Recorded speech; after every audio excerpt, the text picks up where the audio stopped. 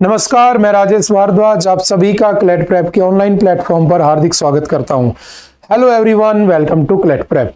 आज है 17 of the January 2025 और जैसा कि आपको पता है हम डेली न्यूज़ एनालिसिस करते हैं, फैक्चुअल एनालिसिस करते हैं और जितने भी इंपॉर्टेंट आर्टिकल्स होते हैं जैसे कि द हिंदू, इंडियन एक्सप्रेस, जितने भी इंपॉर्टेंट न्यूज़पेपर होते हैं उनके इंपॉर्टेंट न्यूज़ आर्टिकल्स को हम डिस्कस करते हैं, उनका फैक्चुअल एनालिसिस करते हैं। फिर उसके बाद हम 20 क्वेश्चंस की डेली प्रैक्टिस भी करते हैं। तो चलिए उसी सीक्वेंस को कंटिन्यू करते हैं। आज कौन सा दिन है? तो आज 17 ऑफ द जनवरी। हालांकि ऐसा आज कोई दिन नहीं है जो हमारे एग्जाम के पॉइंट ऑफ व्यू से इंपॉर्टेंट हो, ठीक है, तो हम इसको कंटिन्यू स्किप कर देते हैं। तो आज की जो पहली न्यूज आई हमारे सामने, आपने देखा होगा कि कल बहुत सारे ऐसे लोग जो गवर्नमेंट एम्प्लॉइज हैं, जो सेंट्रल गवर्नमेंट के एम्प्लॉइज हैं, उन्होंने, मैं ये कह सकता हूं कि बेसिकली उन्होंने सेलिब्रेट किया होगा ना, मिठाइयां बांटी होंगी। क्योंकि रीजन ये है, देखो आपने एक नाम सुना होगा पे कमीशन। पे कमीशन क्या होता है एक्चुअल में समझना, अभी जो है ना, अभी 8वां यानी कि 8th पे कमीशन के लागू होने की बातें हो रही हैं। अब पे कमीशन क्या होता है? क्राइटेरिया होता है, जैसे मान लो फॉर एग्जांपल कि आपकी जो मिनिमम बेसिक पे है वो, अब मैंने कहा कि अभी अगर 18,000 रुपए है तो इसमें 2.86 फिटमेंट फैक्टर के साथ यानी कि लगभग इतने इंक्रीमेंट के साथ बेसिक पे कितनी हो जाएगी? अप्रोक्सीमेटली 34,000 रुपए। ऐसा अजम्पशंस है ना, ऐसा कंफर्म नहीं है। अभी तो देखो ध्यान से समझना, कमीशन बना है, कमीशन में लोग अपॉइंट होंगे, एक चेयरमैन बनेगा, 2 अदर पर्सन जो उसमें ऐड होंगे, फिर वो रिकमेंडेशन देंगे कि इतना इन्फ्लेशन है, इतना 10 साल में रह सकता है, तो उस हिसाब से इनकी सैलरी डिसाइड की जाएगी। लेकिन हाँ, 2.86 के आसपास की बातें की जा रही है। तो क्या होता है बेसिक पे, क्या होता है आपका पे कमीशन? तो सिंपल सा समझना, जो गवर्नमेंट एम्प्लॉइज होते हैं उनकी सैलरी को डिसाइड किया जाता है कि अगर कोई एंट्री करता है जस्ट गवर्नमेंट जॉब्स में तो उसका क्या पे होना चाहिए। अगर वो अपनी, जैसे रिटायरमेंट एज है 60, तो जो वो 60 के आसपास पहुंचेगा या उसको बिल्कुल हायर पोस्ट पर अपॉइंट हुआ है, ठीक है, जैसे मान लो कोई सोल्जर जाता है या मान लो कोई लेफ्टिनेंट कमांडेंट जाता है, तो उस भी यहाँ पर उनकी जो सैलरीज होती है, बेसिक पे कितना मिलना चाहिए, वो कौन डिसाइड करता है? तो पे कमीशन डिसाइड करता है for the government employees, central government employees. तो अभी कौन सा पे कमीशन आने वाला है? 8वां। तो मैं फिर से कह रहा हूं, अभी कुछ नहीं पता क्या होने वाला है, बस हाँ कमीशन बनाने के लिए अप्रूव दे दिया गया है, अप्रूवल मिल चुका है, अब वो बनेगा। बनने के बाद उसमें जो भी रिजल्ट आएंगे हम उसको देख लेंगे। इंप्लीमेंट कब से होगा? तो याद रखना 2026 से उसको इंप्लीमेंट कर दिया जाएगा, सिंपल सा याद रखना। इससे पहले कौन सा चल रहा था? 7वां चल रहा था, और जो 7th पे कमीशन था, देखो आज से पहले कितनी बार लग चुके हैं, तो सिंपल याद रखना, ठीक है। अभी कुछ इसमें लेटेस्ट अपडेट नहीं है, ठीक है ना, अभी जो होगा देख लेंगे, हमें ज्यादा परेशान नहीं होना है, तो सिंपल सा याद रखना। पहला फेक पे कमीशन कब आया था? हम इंडिपेंडेंट कब हुए थे? 1947, तो तभी आया होगा ना, तो उस समय पहला आया था, ठीक है। चेयरमैन कौन थे? श्रीनिवासा वरदाचार्यार, ठीक है। उसके बाद दूसरा कब आया था? 1959 से 73। तीसरा कब आया था? 1973 से 87। चौथा कब आया था? 1987 से 1996। उसके बाद पांचवा कब आया था? 1996 से 2006। उसके बाद 6 कब आया था? 2006 से 2016। और उसके बाद 7th कब आया था? 16 to 26।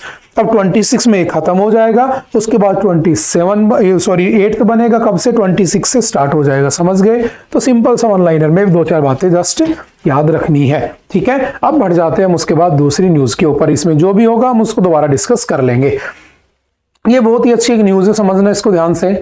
हालांकि हम इसको बहुत बार डिस्कस भी कर चुके हैं, ठीक है। आपने देखा होगा कि भारत में, जैसे मैंने कहा कि एक होता है बजट, है ना, अभी आने वाला है फरवरी में, आप है ना पढ़ेंगे, हम उसको डिस्कस करेंगे डिटेल में।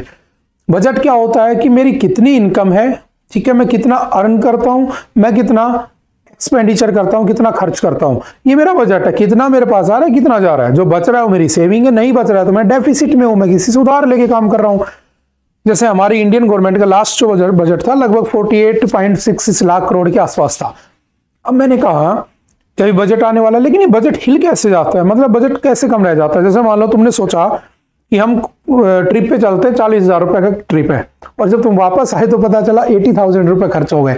अब तुम सोचोगे 40,000 रुपए का एक्स्ट्रा खर्च हो गए। बस यहीं से समझना कि पिछले 2023 की एक रिपोर्ट आई है जिसमें जो आपके नेचुरल डिजास्टर्स होते हैं ना, उन्होंने हमारी गवर्नमेंट को लगभग 1 लाख करोड़ रुपए का चूना लगाया है। मतलब इतना इकोनॉमिकल लॉस हुआ है हमारा। मतलब अनएक्सपेक्टेड खर्चे में, जैसे मान लो राजस्थान में कल को भयंकर तरीके से बाढ़ आ जाए, हालांकि पॉसिबल नहीं है, मान लो आ जाए, उड़ीसा में मान लो आ जाए, तो वहां पर पैसा तो खर्च होगा लोगों को सेटलमेंट करने में जो भी है। तो ये जो अनएक्सपेक्टेड जो खर्चे होते हैं उनकी वजह से हमारी सरकार को लगभग 1,00,000 करोड़ रुपए का नुकसान हुआ है, जो कि बहुत बड़ी डील है। तो हम इसके लिए प्रिपेयर कैसे हो? तो सिंपल सी बात है, नेचुरल डिजास्टर के लिए जो हमें पता है कि आ सकते हैं, है ना, उनके लिए तो प्रिपेयर हुआ जा सकता है। जैसे मान लो साइक्लोन जुलाई अगस्त में बनेंगे क्यों? क्योंकि टेम्परेचर उनके बराबर हो जाता है 27 डिग्री प्लस, ठीक है, और इस रीजन में आते हैं तो आने हैं, तो उस समय हमें प्रिपेयर रहना चाहिए। तो तुमने एक न्यूज ये भी पढ़ी होगी कि उड़ीसा के कुछ गांवों को साइक्लोन प्रिपेयर, उसके अगेंस्ट प्रिपेयर कर दिया जा चुका है। तो ऐसे भी हमें कुछ स्कीम्स लानी चाहिए, कुछ काम करने चाहिए। लेकिन मैं ये कह रहा हूं कि मान लो अगर कभी कुछ आता है, जैसे फॉर एग्जाम्पल नॉर्थ इंडिया में सिक्किम में फ्लड आई थी, आपने पढ़ा होगा, है ना, मुझे बताना वो कौन सी लेक थी जो आपकी बेसिकली वो ग्लेशियल लेक थी जिसके फटने से बाढ़ आ गई थी और 3-4 गांव के लोग उसमें बह गए थे, है ना। तो ग्लेशियल लेक ब्रस्ट हुआ था लास्ट ईयर, ठीक है। ऐसे ही समझना हिमाचल प्रदेश के अंदर शिमला में, दिल्ली में, ठीक है, आपका बीपर जो आया था साइक्लोन 2023 में, ठीक है, साइक्लोन मिचोंग आया था दिसंबर 2023 में, केरला में बाढ़ आई थी 2018 में, मैंने कहा था पूरा केरला बह गया था उसमें ना, सबसे आज तक की पिछले 100 ईयर की यानी पिछले सेंचुरी की सबसे खतरनाक बाढ़ थी ये, ठीक है। तो ये जो नेचुरल डिजास्टर होते हैं, जैसे 2013 में उत्तराखंड में आई थी, आपने पढ़ा होगा ना, केदारनाथ बद्रीनाथ उस वाले रीजन में। तो बेसिकली ये जो पूरा का पूरा नेचुरल डिजास्टर है उससे हमारी सरकार को कितना नुकसान हुआ इस साल? तो लगभग 1,00,000 करोड़ रुपए। ये बेसिक सी इसमें डिस्कस की हुई बातें हैं। लेकिन अगर मैं आपसे बात करूं एग्जाम के पॉइंट ऑफ व्यू से, ठीक है, तो एग्जाम के पॉइंट ऑफ व्यू से याद रखना, मैंने कहा कि सरकार के पास फंड होता है, फंड मतलब पैसा, ठीक है, कि कहां खर्च करना है। तो सरकार इस फंड को बेसिकली 2 पार्ट में डिवाइड करके रखती है। एक को कहते हैं, याद रखना, कंसोलिडेटेड फंड। क्या कहा जाता है? कंसोलिडेटेड फंड, ठीक है। एक को कहते हैं कॉन्टीजेंसी फंड। क्या कहा जाता है? कॉन्टीजेंसी फंड, ठीक है। इसका आर्टिकल कौन सा है? तो इसको हमने कॉन्स्टिट्यूशन के आर्टिकल की 266 में रखा है, बिकॉज ये स्टेट का पार्ट है, ठीक है। कॉन्टीजेंसी फंड को हमने कहां पर रखा है? तो इसको हमने रखा है, याद रखना, आर्टिकल 267 में।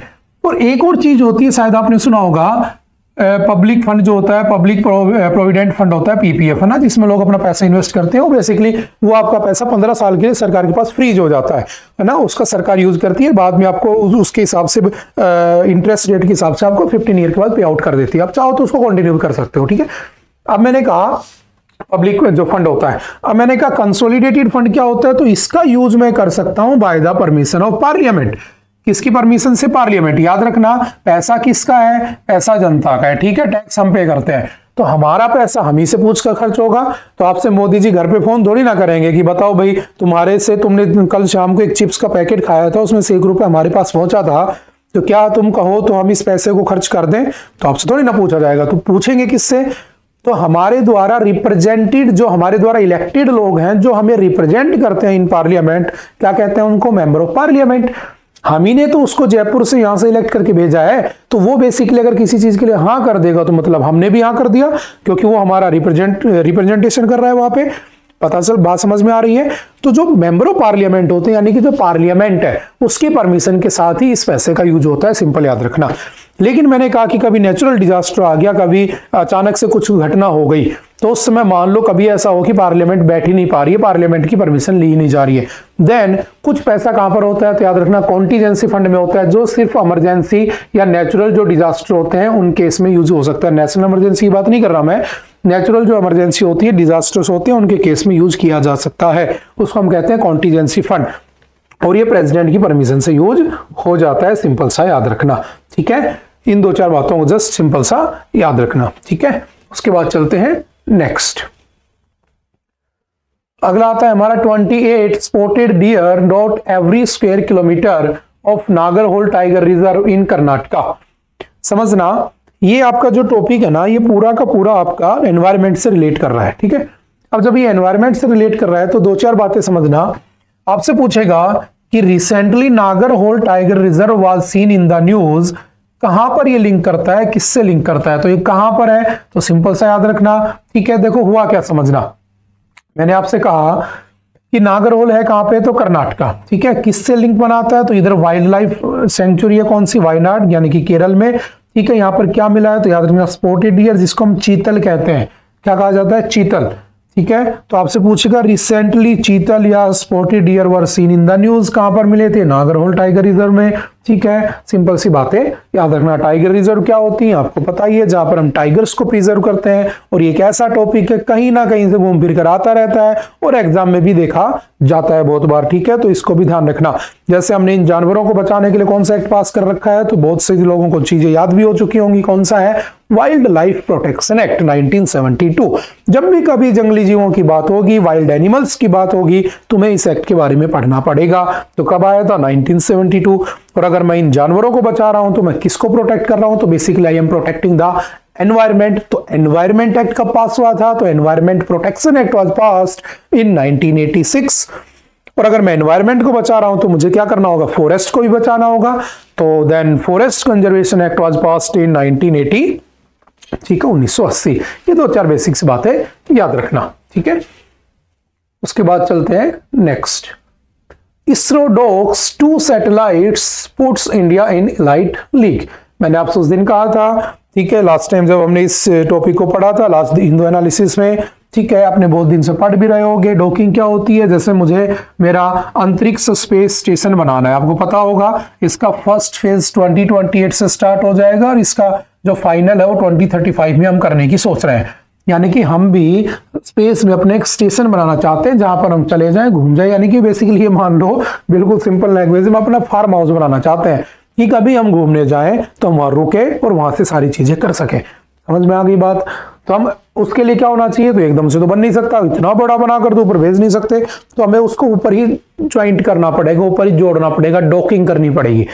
तो स्पेस डॉकिंग के लिए कौन सा मिशन गया था, तो स्पेडएक्स हम पढ़ चुके हैं, जस्ट मैं रिपीट कर रहा हूं और कुछ भी नहीं, आपको याद भी हो चुका होगा। कौन, चलो मुझे ये बताना बस कौन से लॉन्चिंग व्हीकल का यूज किया गया था, आई थिंक वो आपको पता होगा, पीएसएलवी था, कौन सा था वो मुझे बता देना बस, ठीक है, कंफर्म हो जाएगा, पढ़ भी रहे हो। अब मैंने कहा इसमें होता क्या है, तो बेसिकली एक पहले सैटेलाइट चलेगी, दूसरी चलेगी, दोनों को आपस में जोड़ दिया होगी, स्पेस डॉकिंग, ठीक है। तो इसमें ऐसा करने वाला भारत कौन सा देश बना है, तो याद रखना ऐसा करने वाला भारत हमारा चौथा देश बन गया, इंडिया 4th कंट्री बन चुका है। इससे पहले कौन कौन से हैं आप उनके बारे में जानते हो, ठीक है, यूएस, चाइना, रशिया, ये पहले कर चुके हैं, हम चौथी कंट्री बन चुके हैं, we are at the 4th position. चलो मुझे यहीं से बताना कि मून पर जाने वाले हम कौन से देश थे, ठीक है, मून पर जाने वाले हम कौन से देश थे, ये मुझे कमेंट करके बताना, ठीक है। समझ में आ गई बात। उसके बाद चलते हैं नेक्स्ट, ठीक है। 7 जनवरी को इन्होंने कहा था कर रहे हैं, 8 जनवरी को वहां पर पहुंचा, 9 जनवरी को स्पेस SDX-01 पहुंची, इधर से SDX-02 आई और 16 जनवरी को दोनों आपस में जुड़ गए, ठीक है, जो कि हमारे लिए एक अच्छी अचीवमेंट है, ध्यान रखना, ठीक है। उसके बाद चलते नेक्स्ट, किया किसने, इसरो ने। इसरो एक ऐसा टॉपिक है जहां से एक पैसेज कंपलसरी आता है, तो इसरो के बेसिक पॉइंट भी याद रखना। जैसे इसरो की अगर मैं बात कर रहा हूं तो इसरो का हेडक्वार्टर कहाँ पे है, तो आपको पता भी होगा, बहुत दिन से पढ़ भी रहे हैं हम लोग, कहाँ पर है, बेंगलोर। पहले नाम क्या था उसका, आइजैक, अब क्या कहते हैं उसे, हम उसे UR राव स्पेस सेंटर कह देते हैं, बिकॉज UR राव ने क्या बनाई थी, फर्स्ट सैटेलाइट 1975 आर्यभट्ट, ठीक है। चलते हैं next. Parties asked to disclose label AI content used in poll campaigns. देखो हुआ क्या, अभी दिल्ली में इलेक्शन है, ठीक है, आप जानते हो, तो आपने देखा होगा कि AI जो है ना, AI है ना, वो AI नहीं, आई वाला AI नहीं, AI आर्टिफिशियल इंटेलिजेंस। बेसिक सी बातें आपको याद हो चुकी होंगी। इसका फाउंडर कौन है, तो इसका फाउंडर कौन है, कौन लाया था, तो आपको पता होना चाहिए, जॉन मैकार्थे, ठीक है। कब आया था, तो इसको फाउंड किया गया था 1956 में, जॉन मैकार्थे ने फाउंड इसको ढूंढा होता है, फाउंडेड, ठीक है।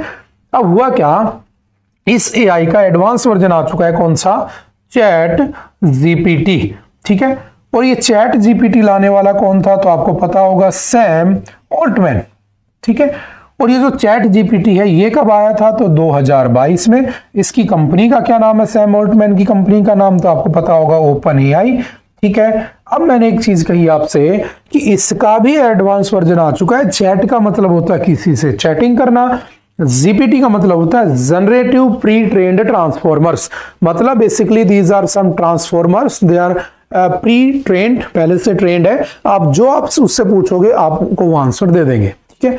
अब इसका एक एडवांस वर्जन आ चुका है जिसे हम क्या कहते हैं, GPT-4। और GPT-4 बहुत ही ज्यादा एडवांस और खतरनाक भी है, बेनिफिट भी है उसके। इसमें क्या है कि अगर आपने इनपुट दे दी, कोई भी टेक्स्ट इनपुट दे दिया, वीडियो इनपुट, ऑडियो इनपुट, तो उसकी आउटपुट भी उसी अकॉर्डिंग ही दे देता है। पहले इनिशियली क्या था, उसमें अगर आप इनपुट का ऑप्शन था टेक्स्ट, तो आउटपुट भी टेक्स्ट ही आती थी। अब दिक्कत यह है, जैसे मान लो आपने देखा होगा बहुत सारे मोदी जी को मारवाड़ी गाने गाते हुए देखा होगा, अपना भोजपुरी गाने गाते हुए देखा होगा, तो ये सब AI का तो कमाल है। अब मैं न्यूज़ पे आ जाता हूँ ना, मैंने हमेशा कहा है कि AI एक बहुत अच्छा टॉपिक है जो आपको एग्जाम में देखने को मिल सकता है, ठीक है। अब हुआ क्या कि अभी इलेक्शन का टाइम चल रहा है, इलेक्शन कमीशन ऑफ इंडिया, ठीक है, आर्टिकल कौन सा है, तो याद रखना इलेक्शन कमीशन ऑफ इंडिया का आर्टिकल कौन सा है, आर्टिकल 324, ठीक है। अब election commission of India India में इलेक्शन कंडक्ट करवाता है, ठीक है। अब दिल्ली में इलेक्शन होने वाले हैं, तो किसी ने फाइल लगा दी, किसी ने केस कर दिया, ठीक है। उसने कहा कि हमें ये डिस्क्लोज करना है कि किसने AI कंटेंट को यूज किया था कंपेनिंग में। जैसे आपने देखा होगा अरविंद केजरीवाल का एक वीडियो वायरल होता है जिसमें बाबा साहब अंबेडकर उनको आशीर्वाद दे रहे हैं ना, देखा होगा आपने, बहुत कॉमन चला था। तो ये AI का तो यूज हो रहा है। कहीं कहीं पर ये लोग क्या कर रहे थे, जैसे कि मान लो एक केस आया था जिसमें बीजेपी ने गलती से आम आदमी पार्टी के ऊपर कहा कि ये रोड जो है दिल्ली का है, बाद में पता चला वो रोड दिल्ली का नहीं है, वो तो फरीदाबाद का है, हरियाणा की बात हो रही है। तो एक दूसरे के ऊपर एलिगेशंस भी लगा रहे थे, आरोप भी लगा रहे थे। तो किसका यूज का हो रहा था, AI का यूज हो रहा था। तो AI मैं फिर से कह रहा हूं बहुत खतरनाक चीज है, बहुत अच्छी भी चीज है। आपने आजकल किसी को कॉल किया होगा तो एक रिंगटोन आती है, उसमें ना बोलता है कि अगर कोई अनजान आदमी आपसे मैसेज करता है, आपको पास फोन आता है, पुलिस स्टेशन से फोन आता है, तो उस पर विश्वास ना करें। तो बस वो AI का ही कमाल है ना। तो विश्वास नहीं करना है क्योंकि उससे साइबर क्राइम बढ़ रहा है। और इस साइबर क्राइम की लिस्ट में हम कौन से नंबर पे हैं, 10वें नंबर पे आते हैं। और भारत में पहले नंबर पे कौन आता है, आप सब अच्छे से जानते हो, जहां पर हम खड़े हुए हैं, कौन सा, राजस्थान, ठीक है। चलते हैं नेक्स्ट। तमिलनाडु ड्रोन दीदी स्प्रे फील्ड्स इन जीपी। देखो समझना सिंपल सा, एक DPSP होता है ना, समझना बहुत अच्छे से, DPSP directive principle of the state policy. जब भी स्टेट कोई पॉलिसी बनाएगा इन प्रिंसिपल्स को ध्यान में रखेगा। और basically DPSPs are taken from the Irish constitution, हमने वहां से उठा रखे हैं। ये बेसिकली हमारे पास है आर्टिकल 36 से लेकर 51 तक, ठीक है।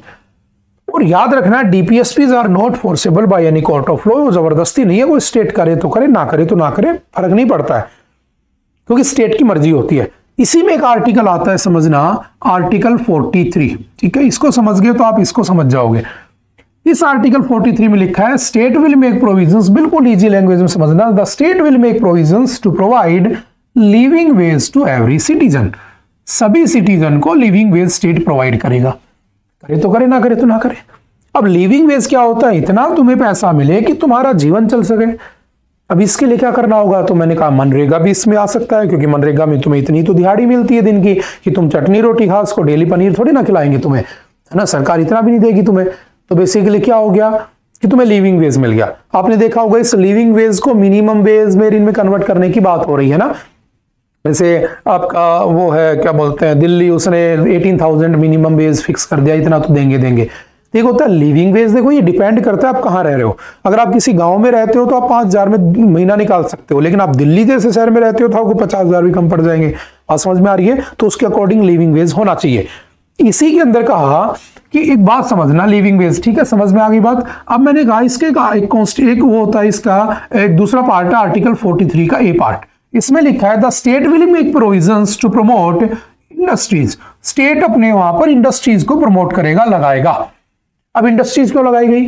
अब समझना कि अगर मैं किसी रूरल इलाके में रहता हूं, ठीक है, गांव में रहता हूं, और या फिर मैं शहर में रहता हूं, अर्बन इलाके में रहता हूं, तो अगर मैं शहर में रहता हूं तो मेरे पास बहुत सारे ऑप्शंस हैं। मैं चाहूं तो टिफिन उठा के किसी भी कंपनी में काम करने जा सकता हूं, कुछ ना कुछ पैसा मैं कमा लूंगा, मेरा काम चल जाएगा। लेकिन अगर मैं गांव में रहता हूं तो क्या करूंगा? तो मैं कुछ नहीं कर पाऊंगा, क्योंकि मेरे पास कोई ऑप्शन ही नहीं है गाय भैंस चलाने के अलावा, दूध और वो सब बेचने के अलावा। तो याद रखना स्टेट की रिस्पॉन्सिबिलिटी है कि वो इंडस्ट्रीज को प्रमोट करे। इसलिए आपने देखा होगा हर स्टेट चाहता है कि इंडस्ट्रीज वहां लगे, ताकि एम्प्लॉयमेंट बढ़े, ताकि रोजगार मिले लोगों को। समझ में आ रही है? ताकि इसको फुलफिल किया जा सके। समझ गए? अब इसी का एक पार्ट आता है आर्टिकल 43 का बी पार्ट, जो कहता है the state will make provisions to promote cooperative societies, यानी कि स्टेट जो है हमारा वो कोऑपरेटिव सोसाइटीज को प्रमोट करेगा। अब कहोगे सर कोऑपरेटिव सोसाइटीज क्या होती हैं? मैंने कहा कि मान लो ये 100 लोगों का घर है या सोसाइटी है, 20 लोग जो है ना वो अल्ट्रा रिच हैं, ठीक है, और 80 लोग जो है ना वो अल्ट्रा पुअर है, ठीक है। अब मैंने कहा कि उन लोगों को काम धंधा चाहिए, इन 20 लोगों ने सोचा यार एक बैंक खोल लेते हैं और लोन देना शुरू कर देते हैं। इन्होंने बैंक खोला, लोन देना शुरू कर दिया, आप लोगों ने लोन ले लिया 80% लोगों ने। अब तुमने कोई काम धंधा शुरू कर दिया, ठेला लगा लिया, कोई ई रिक्शा ले लिया, कोई टेम्पो ले लिया, कोई कुछ ले लिया, और तुमने काम करना शुरू कर दिया। तुमने अर्निंग शुरू की, तुमने उसको इंटरेस्ट के साथ पैसा दिया, उनका पैसा भी पैसा बना रहा है, तुम्हें भी काम मिल गया, तुम्हें भी इनकम मिल गई। तो ये जो कोऑपरेशन से काम चलता है इसे हम कोऑपरेटिव सोसाइटीज कहते हैं। बहुत सारी बनी होती हैं, सारा ग्रुप बर्बाद हो गया ना, 25,000 करोड़ का घोटाला कर दिया, करप्शन कर दिया, वो सब बात की बात है, लेकिन इसलिए बने होते हैं, सरकार प्रमोट भी करती है, समझ गए। तो कोऑपरेटिव सोसाइटीज का आर्टिकल कौन सा हो गया? 43 का बी पार्ट हो गया, ठीक है। ये क्यों हो रहा है? ताकि तुम्हें क्या मिल सके? एम्प्लॉयमेंट मिल सके, तुम्हें लिविंग वेज मिल सके। अब एक कॉन्सेप्ट निकल के आया है कि यार रूरल इलाके में महिलाओं के लिए कौन काम करेगा, फॉर वुमेन्स। तो याद रखना फ्रॉम 1972 से लगभग ये कॉन्सेप्ट चला रहा है, फिर 96 में, 1984 में ना, इसे हम कहते हैं सेल्फ हेल्पिंग ग्रुप, ठीक है। अब जो सेल्फ हेल्पिंग ग्रुप है इसमें क्या होता है, जैसे 4-5 लेडीजों का जो भी है ग्रुप बना देते हैं और उनको कह सकता हूं कि एक ग्रुप के अंदर लोन दे दिया जाता है, ग्रुप लोन है ना, ताकि वो अपना काम धंधा कर सके, ठीक है। जैसे मान लो कोई वूमेन है, वो अचार पापड़ बहुत अच्छा बनाती है, तो उसको अपना दुकान चलाने के लिए पैसा चाहिए, तो सरकार ने लोन दे दिया। ऐसे चीज चलते हैं, सेल्फ हेल्पिंग ग्रुप। जैसे आपने सुना होगा एक पापड़ है, लिज्जत पापड़ है ना, वो सेल्फ हेल्पिंग के ग्रुप के अंडर में स्टार्ट हुआ था, उसमें लगभग 10-12 लेडीजें थी, आज वो 1500 करोड़ की कंपनी बन के बैठी है। तो जस्ट जो रूरल जो टैलेंट है, रूरल में जो तुम काम कर सकते हो उसको प्रमोट करने के लिए होता है, ऐसे समझ लो, ठीक है। अब इसी चीज को प्रमोट करने के लिए, जैसे आपने लास्ट टाइम पढ़ा होगा लखपति दीदी स्कीम है ना, 2023 में आई थी। अब लखपति दीदी स्कीम क्या था? तो उसके अंदर सरकार का टारगेट था विद इन 1 ईयर 1 करोड़ महिलाओं को लखपति बनाना है, यानी कि वो साल का 1 लाख रुपए एटलीस्ट कमा सके। किसके थ्रू? एसएसजी के थ्रू। बात समझ में आ रही है? तो बस उसी के अंदर एक नई स्कीम आई है जिसका नाम है ड्रोन दीदी। अब आप कहोगे सर व्हाट इज ड्रोन दीदी? तो दीदियों को ड्रोन दे दिया बस, और कुछ नहीं है ड्रोन दीदी। मतलब जो वुमेन है, देखो आज का जो जमाना है वो ड्रोन्स का है ना, आप ड्रोन्स के कितने यूज देख सकते हो? आपने बस शादियों में देखा होगा कि वीडियो बना रहे हो, उसके अलावा बहुत सारे यूज है। किसी हॉस्पिटल में किसी को ब्लड पहुंचाना है, ट्रैफिक बहुत होता है, ड्रोन में लटका दिया ब्लड की थैली को, वहां पहुंच गई पॉलीथीन, वहां पर उसका काम हो गया। तो अल्टीमेटली क्या हुआ? इसका यूज ही तो है ना, ये खेतों के अंदर तुम पेस्टिसाइड छिड़कते हो, उससे अच्छा ड्रोन यूज कर लो, ड्रोन छिड़क देगा। तो बहुत सारे यूज है इसके। तो कहा गया कि हम क्या करेंगे, सरकार बोली हम करेंगे, क्या करेंगे, लगभग 14 to 15,000 सेल्फ हेल्पिंग ग्रुप के वुमेन्स को हेल्प करेंगे, और हम उसमें क्या करेंगे, 8 लाख रुपए तक की तो सब्सिडी दे देंगे, और जो बाकी का पैसा है ना उसके ऊपर 3% इंटरेस्ट के साथ लोन पे पैसा दे देंगे, 3% इंटरेस्ट के साथ। और वो जो वुमेन है, वो जो दीदी है बेसिकली, वो क्या कहलाएंगी? ड्रोन दीदी कहलाएंगी। उनको हम ड्रोन दे देंगे और फिर वो उस ड्रोन का यूज करेंगे पेस्टिसाइड छिड़कने में, ठीक है, एग्रीकल्चर में, कहीं भी। और उससे जो इनकम होगी, उससे जो वुमेन है, जो महिला है, उसके घर की इकोनॉमिकल जो कंडीशन है वो सुधर जाएंगी। तो हो गया नहीं सेल्फ हेल्पिंग ग्रुप वाले के अंदर जो आपका आर्टिकल 43 में आया था कि हम लिविंग वेज देंगे, जीने लायक पैसा देंगे। तो सिंपल याद रखना, ड्रोन दीदी इनिशिएटिव क्या है, समझ गए कि सरकार महिलाओं को सेल्फ हेल्पिंग ग्रुप के अंडर क्या प्रोवाइड कराएगी? ड्रोन्स देगी, ठीक है। और ये जो पूरा का पूरा जो स्कीम है उसके बारे में 2-4 बातें याद रखना। मिनिस्ट्री कौन सी है? तो ministry of agriculture and farmers welfare हो जाएगा।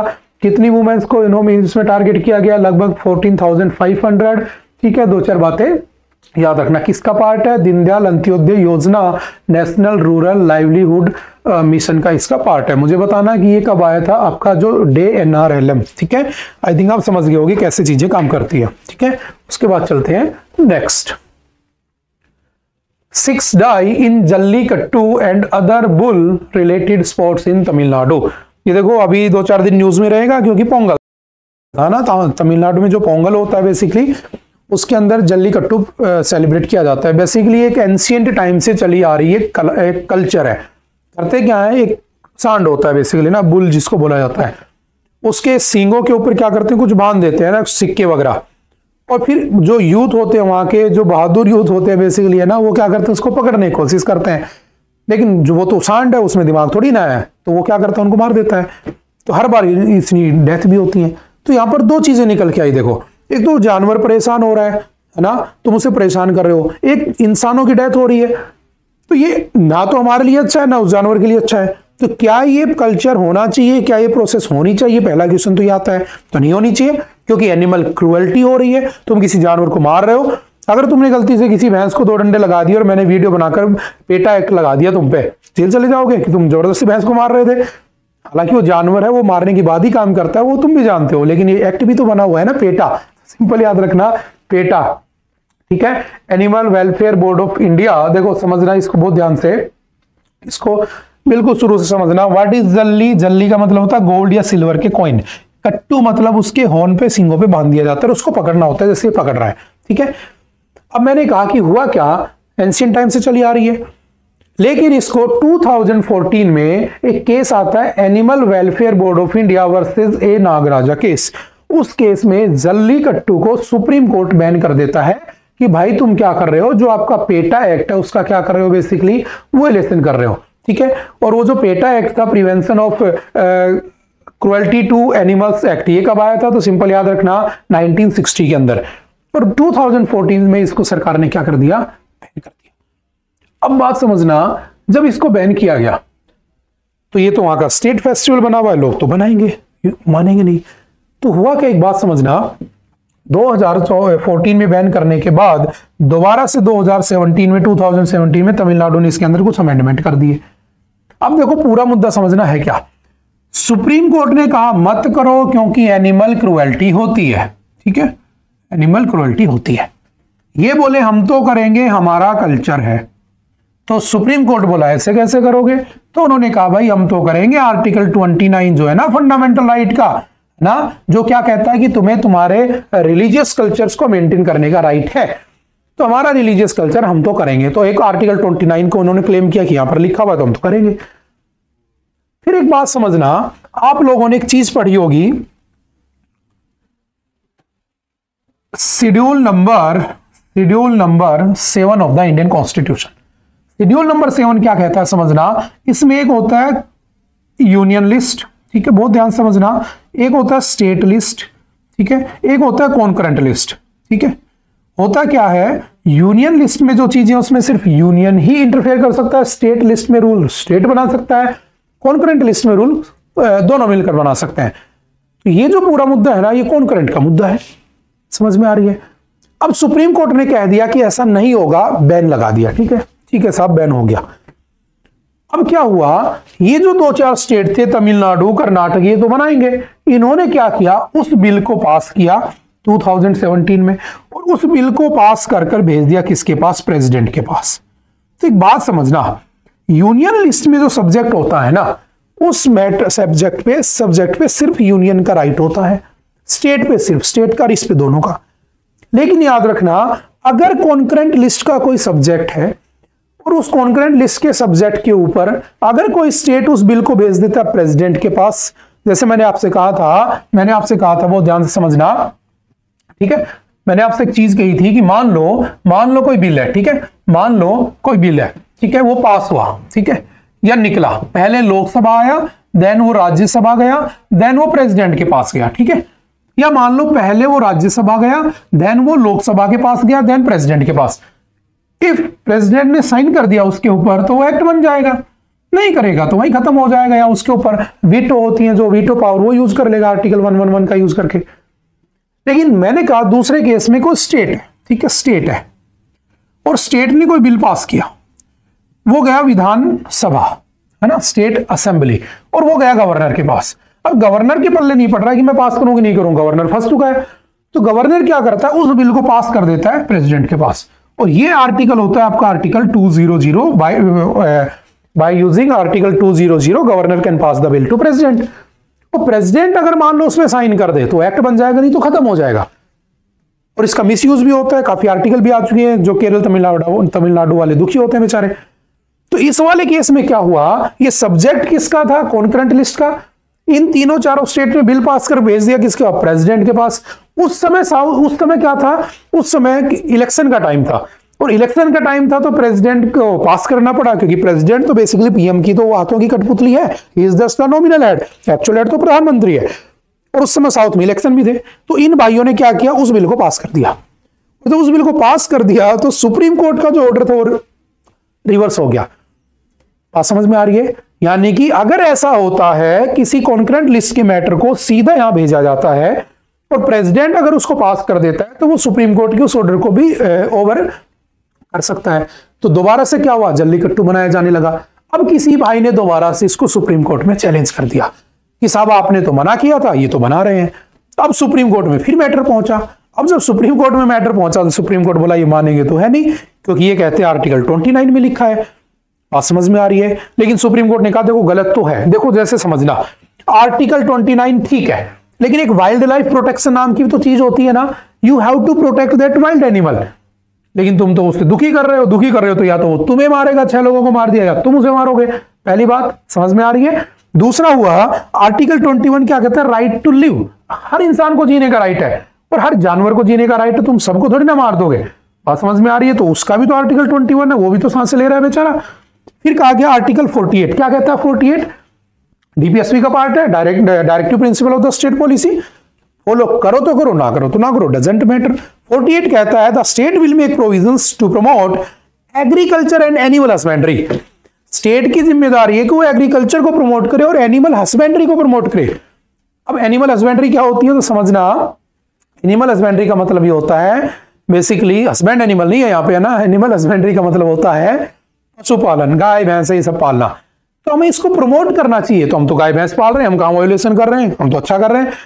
और ये लोगों का कहना है कि बिकॉज ऑफ अस, हमारी वजह से ये जानवर आज भी जिंदा है। ये जो ब्रीड है, स्पेशल टाइप की ब्रीड जो इसमें यूज होती है, हम इनको खेल में यूज करते हैं, इसीलिए आज तक ये जिंदा है। अदरवाइज इनका कोई यूज नहीं, ये एक्सटिंक्ट हो जाएंगे, फिर तुम IUCN के स्टेटस में डालते फिरोगे इनको। तो हम basically we farmers are protecting this type of breeds. तो कहा यार ये बात भी सही है, बात समझ में आ रही है। फिर कहा गया आर्टिकल 48 का एक क्या कहता है, ये कहता है environment protection.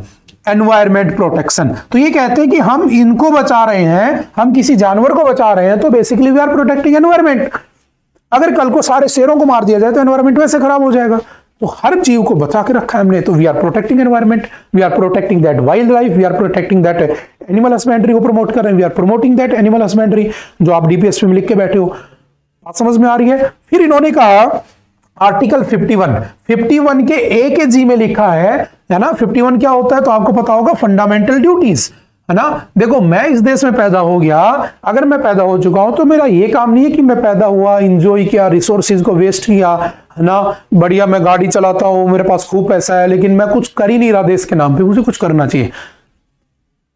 Basically I have some fundamental duties जो मुझे देश के लिए करनी चाहिए। जैसे नेशनल एंथम का रिस्पेक्ट करना चाहिए मुझे, है ना, मुझे एनवायरनमेंट को प्रोटेक्ट करना चाहिए, मुझे हमेशा एक्सीलेंस की ओर जाना चाहिए। मैं चाहूं तो नीचे भी जा सकता हूं, लेकिन नीचे जाऊंगा तो देश ही बर्बाद होगा ना। सब लोग नीचे जाने लगेंगे तो देश बर्बाद होगा, है ना। बेसिकली मुझे साइंटिफिक होना चाहिए, मेरी सोच साइंटिफिक होनी चाहिए। अब वो बात अलग है कि अफवाह फैल गई कि चोटी काटने वाली डायन आ रखी है और मैंने घर के बाहर गोबर के वो थेपे लगा दिए, है ना, कि डायन मेरे घर में ना जाए। तो ये कोई साइंटिफिक सोच थोड़ी ना, लेकिन हम कर रहे हैं।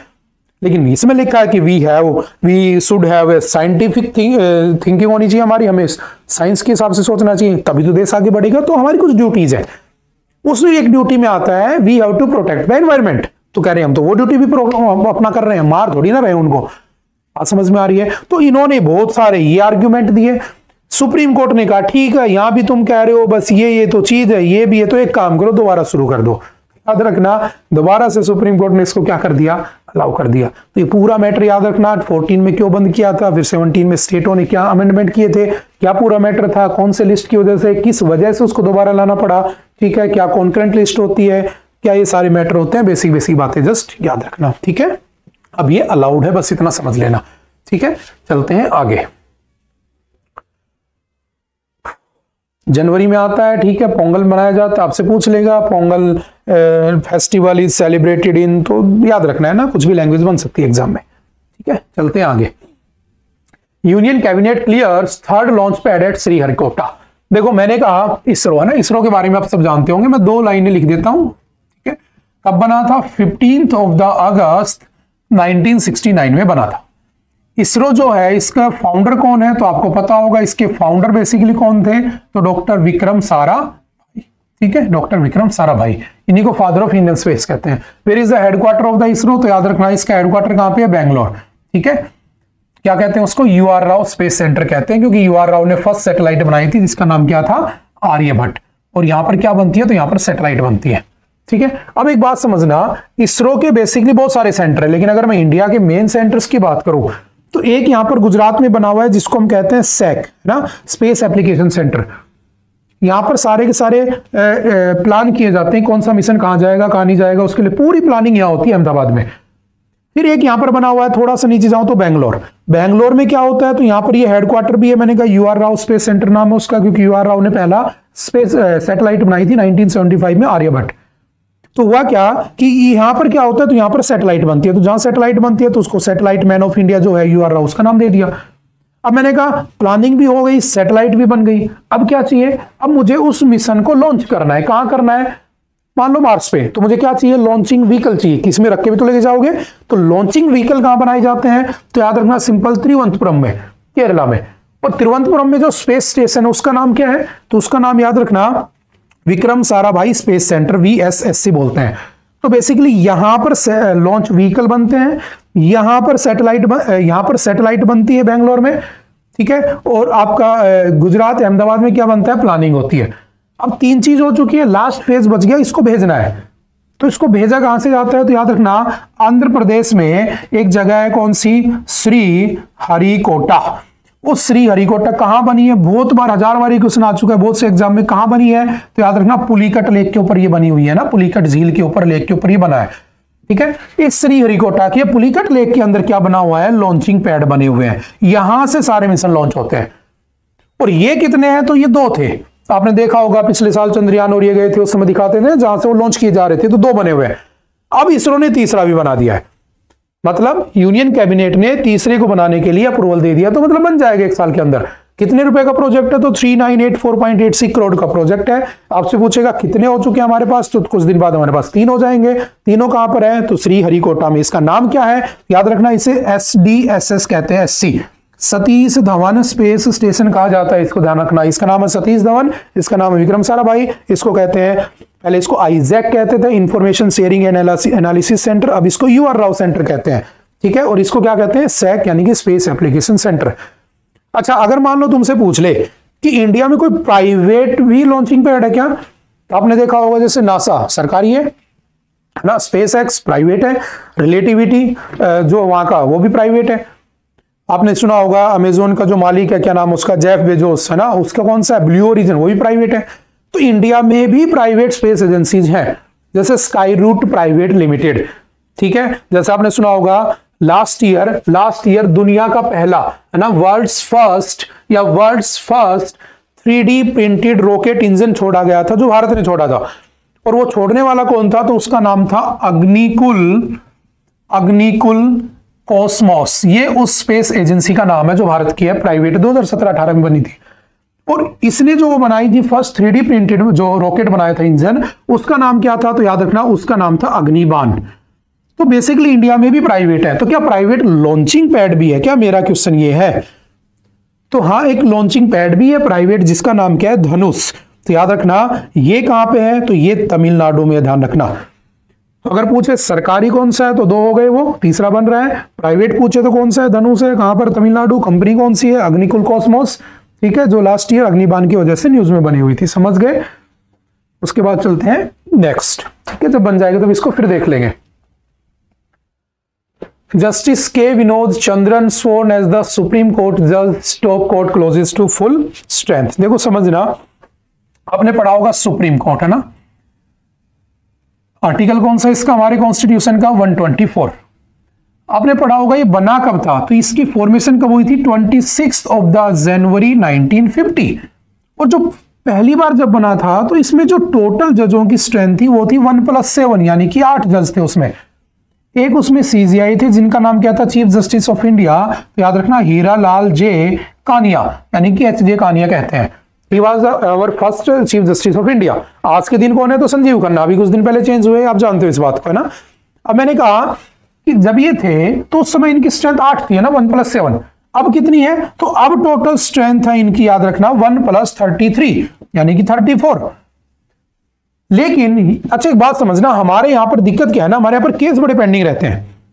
जैसे सुप्रीम कोर्ट में ही लगभग 83,000 केस पेंडिंग चल रहे हैं, 83,000 केस, लेकिन फिर भी इनकी अपॉइंटमेंट नहीं हो रही है। वो बात की बात है ना, वो इंटरफेयर करते रहते हैं, कभी पॉलिटिक्स उसमें आ जाती है, वो बात की बात है। बस याद रखना अभी कितने हैं, तो 1 + 33 यानी 34 है। एक हमारा कौन है, सीजीआई, बाकी अदर जज है। अब इसको मिलाकर जिनका अपॉइंटमेंट हुआ है जस्टिस के विनोद, इनको मिलाकर हो चुकी है 1 + 32 यानी 33। एक जज की अभी भी कमी है इसमें। जब एक पूरे हो जाएंगे तो ये कितने हो जाएंगे, पूरे 34।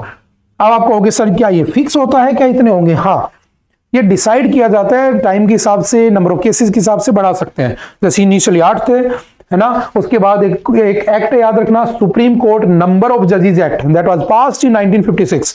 तो according to the supreme court number of जजेस एक्ट 1956 आप उसमें अमेंडमेंट कर सकते हैं। जैसे 2009 में अमेंड करके 25 से 31 किए गए थे, अब उसको 34 कर दिया गया टोटल। समझ में आ रही है? तो ये 2-4 बातें याद रखना। अभी किसका अपॉइंटमेंट हुआ है, तो जस्टिस के विनोद। टोटल कितने हैं, 34। और अगर पूछे पहली बार सुप्रीम कोर्ट कब बनी थी, तो आई थिंक आपको याद होगा, फर्स्ट सुप्रीम कोर्ट कब बनी थी हमारी, 1773 में रेगुलेटिंग एक्ट से, है ना, 1773 के रेगुलेटिंग एक्ट से, बाय द एक्ट ऑफ 1773 या by the regulating act of 1773 first supreme court was started in India in 1774, but ये ब्रिटिशर्स की थी। Then again in 1937 by the act of 1935 that was also known as, yeah, that is also known as Government of India Act, ठीक है। New supreme court was inaugurated at new Delhi, वो कोलकाता थी, दिल्ली में बनी। इसके फर्स्ट जज थे मॉरिस ग्वेयर। उसके जो पहले बनी थी उसके फर्स्ट जज कौन थे, सीजीआई कौन थे, तो याद रखना लॉर्ड एलिजा इम्पे। लेकिन इन दोनों की कमी क्या थी, सुपीरियर, सुप्रीम क्या होता है, सबसे ऊपर। तो इन दोनों के अगेंस्ट भी अगर तुम्हें कोई प्रॉब्लम है तो you can appeal at London, और लंदन में प्रीवी काउंसिल था। तो जब तुम लंदन जा सकते हो तो ये तो सुप्रीम हुए नहीं, सुप्रीम तो वो है लंदन वाला। तो हमने दोनों को काटा। जब हम रिपब्लिक हुए 26 जनवरी 1950, हमने अपना खुद का सुप्रीम कोर्ट बना लिया, और that is located at new Delhi. समझ गए? उसके पहले सीजीआई कौन बने, हीरालाल जे कानिया। अभी कौन है, तो आप जानते हो, संजीव खन्ना। ठीक है, चलते हैं आगे। Indonesian president to be chief guest on republic day. अभी रिपब्लिक डे आने वाला है, ठीक है, किस दिन, 26 जनवरी, ठीक है, 2025, क्योंकि 26 जनवरी 1950 को हम क्या हो गए थे, रिपब्लिक हो गए थे। मतलब हमने क्या किया था, कॉन्स्टिट्यूशन को फुली इनेक्ट कर दिया था। ठीक है, पार्शियल इनेक्ट कब हुआ था कॉन्स्टिट्यूशन, तो आपको पता होगा 26 नवंबर 1949।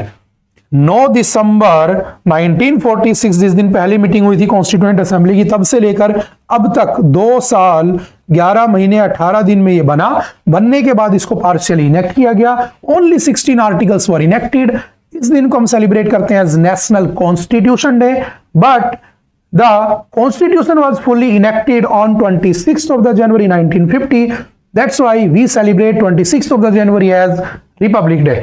And what do you mean by republic, मैंने कई बार बताया है, ये मत कह देना कि रिपब्लिक हो गए थे। रिपब्लिक का मतलब होता है एक ऐसा देश जिस देश का हेड ऑफ द नेशन किससे इलेक्ट होता है, by elections, not by hereditary system. तो Britain is non republic, India is republic, because यहां पर प्रेसिडेंट के इलेक्शन होते हैं। बात समझ में आ रही है? तो इस दिन चीफ गेस्ट कौन बनकर आ रहे हैं, तो इंडोनेशिया के प्रेसिडेंट। क्या नाम है इनका, सिंपल सा याद रखना, क्या नाम है, प्राबोवो सुबियांतो। ठीक है, अभी उस दिन फिर दोबारा न्यूज में आ जाएंगे। ठीक है, चलते हैं next. UGC, what is UGC, आपको पता होगा, यूनिवर्सिटी ग्रांट कमीशन। कब बना था, तो याद रखना UGC was founded on 28 December 1953 by then जो हमारे एजुकेशन मिनिस्टर थे मौलाना अबुल कलाम आजाद के द्वारा। ये करता क्या है, यूनिवर्सिटीज को गाइडलाइंस जारी करता है जिसके अकॉर्डिंग उनको काम करना होता है। तो रिसेंटली 3 यूनिवर्सिटी हैं जो उनके पीएचडी का जो प्रोग्राम था, याद रखना पूरी यूनिवर्सिटी नहीं, पीएचडी का जो प्रोग्राम होता था जो 5 साल का, उसके रूल्स को वायलेशन कर रही थी। तो उनको क्या किया गया, इसने यूजीसी ने जो कि 1953 में बना था, उसने क्या कर दिया, बैन कर दिया। किस कौन से प्रोडक्ट को, पीएचडी वाले को। कौन कौन सी है, तो नाम याद रखना, एक है आपका ओपीजीएस यूनिवर्सिटी चूरू, एक आपकी सनराइज यूनिवर्सिटी अलवर और एक आपकी सिंघानिया यूनिवर्सिटी झुंझुनू। समझ गए, सिंपल सा याद रखना। चलो मुझे एक क्वेश्चन बता देना, who is the current chairman of UGC at present. UGC का एट प्रेजेंट करंट चेयरमैन कौन है? ठीक है, देखते हैं कौन बताता है, कौन कौन बताता है, कौन नहीं कौन कौन बताता है। साउथ कोरिया यून्स कीप्स क्वेश्चनिंग, मैंने इसके ऊपर एक MIT डाल दी थी, है ना, तो वो देख लेना एक बार कि कैसे इनके ऊपर इंपीचमेंट लगा था। ठीक है, इनको अरेस्ट कर लिया गया था, मैंने कहा था ना कि उस दिन डिसीजन आने वाला था, तो इनको अरेस्ट कर लिया गया। तो सिंपल सा याद रखना, वो MIT देख लेना तो आपका काम हो जाएगा। बस मुझे ये बता देना, who is the acting president of south Korea. अगर इस पे इंपीचमेंट हो गया है, अगर इसको जेल में डाला जा चुका है, तो who is currently working as the acting president of India. जैसे भारत में 3 बार एक्टिंग प्रेसिडेंट बन चुके हैं ना, एक बार 1969 में हुआ था। 1969 में जब क्या हुआ था, हमारे जाकिर हुसैन की डेथ हो गई थी।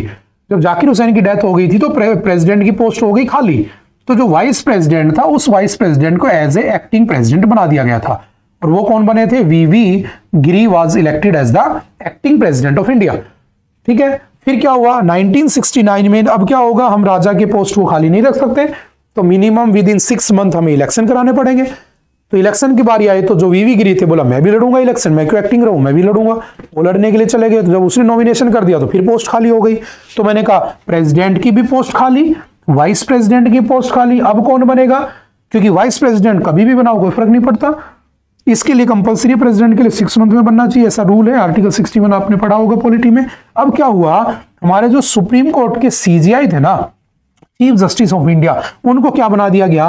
एक्टिंग प्रेसिडेंट बना दिया गया। और मुझे बताना, हु वाज दैट CJI, कौन थे वो CJI? भारत में आज तक एक बार हुआ है कि किसी चीफ जस्टिस ऑफ इंडिया को क्या बनाया गया? हमारा एक्टिंग प्रेसिडेंट बनाया गया। फिर क्या हुआ, फिर दोबारा से 1977 में हमारे प्रेसिडेंट थे फखरुद्दीन अली अहमद, और फखरुद्दीन अली अहमद की हो गई डेथ। फिर हमारे उस समय वाइस प्रेसिडेंट बने हुए थे कौन? BD जत्ती। तो BD Jatti was appointed as the acting president. सिर्फ 3 बार हुआ है। और याद रखना, 2 प्रेसिडेंट ऐसे हुए हैं जिनकी इन देयर टर्म या इन देयर ऑफिस उनकी डेथ हुई है। एक थे हमारे जाकिर हुसैन 1969, एक थे हमारे फखरुद्दीन अली अहमद, दोनों मुस्लिम है, तो आपको याद भी हो जाएगा। समझ गए? अब बताना, साउथ कोरिया में उसको हटाने के बाद who is acting president of south Korea. ठीक है, काफी न्यूज में पढ़ लेना, और उसके लिए MIT देख लेना, मैं उस पर डाल चुका हूं पहले। ठीक है, चलते हैं नेक्स्ट। आई थिंक आज के लिए इतना ही था। आई होप कि आपको चीजें समझ में आई होंगी। फिर भी अगर कोई डाउट रहता है तो आप आकर एनी टाइम मिल सकते हैं। Okay, bye bye, thank you, have a nice day, दोबारा मिलते हैं।